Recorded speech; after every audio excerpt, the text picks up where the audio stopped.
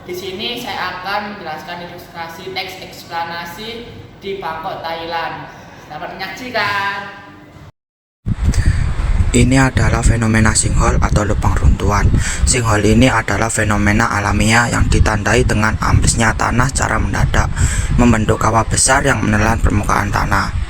Sinkhole disebabkan oleh pelarutan batuan dasar seperti gamping atau kapur oleh air tanah asam secara perlahan, atau keruntuhan tiba-tiba atap rongga bawah tanah akibat beban berlebih.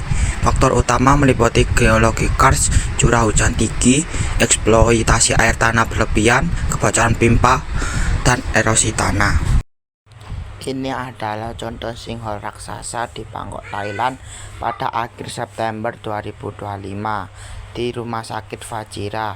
Lubang ini berukuran sekitar 30 meter dalamnya dan 50 meter lebarnya, menelan jalan raya, merobohkan kabel listrik, dan memaksa evakuasi darurat.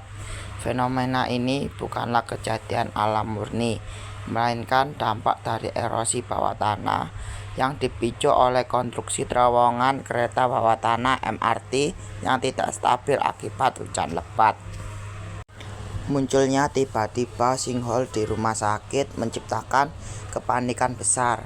Sekitar 3.500 pasien dan staf rumah sakit harus dievakuasi, serta warga sekitar diperintahkan meninggalkan area karena potensi ketidakstabilan tanah berlanjut. Sinkhole ini merusak jalur pipa bawah tanah dan memutuskan layanan listrik.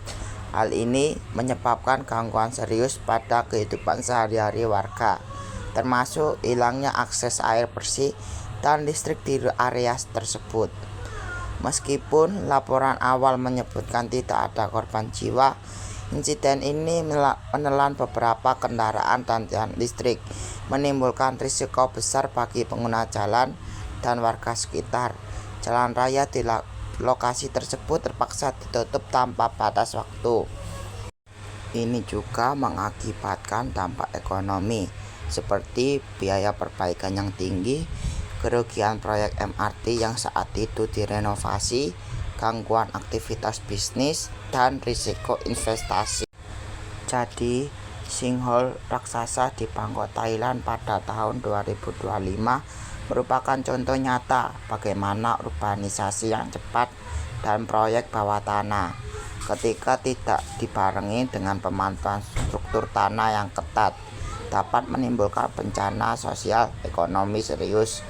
Kejadian ini menegaskan bahaya laten dari erosi tanah bawah permukaan di kawasan perkotaan yang padat, yang tidak hanya mengancam nyawa warga sosial, tetapi juga merugikan perekonomian kota melalui kerusakan infrastruktur dan terhentinya proyek-proyek vital ekonomi. Dan itu saja ilustrasi yang bisa saya sampaikan. Terima kasih. Wassalamualaikum warahmatullahi wabarakatuh.